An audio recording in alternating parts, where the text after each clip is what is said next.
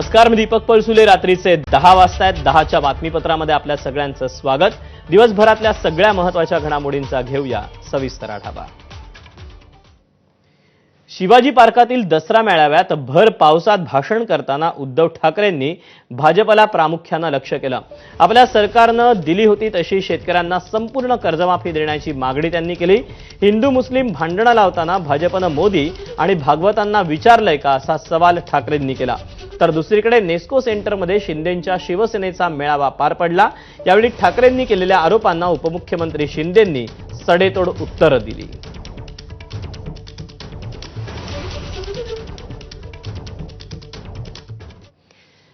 दरम्यान पक्षातील आयाराम गयाराम वरून कशा प्रकारे वाकयुद्ध रंगलं आपण पाहूया. की अशी जीवाला जीव देणारी माणसं हेच खरं आयुष्यामधलं सोनं असतं. आणि म्हणूनच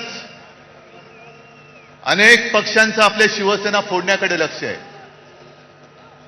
आणि त्यांना असं वाटलं की काही जणांनी त्यांनी पळवलंय, जे पळवलं ते पितळ होतं, सोनं माझ्याकडेच आहे. हे व्यासपीठ हे माझं वैभव आहे.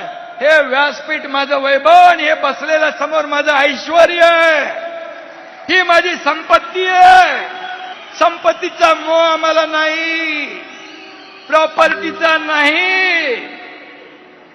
प्रॉपर्टी तर तुम्हाला पाहिजे ती तुम्ही घ्या.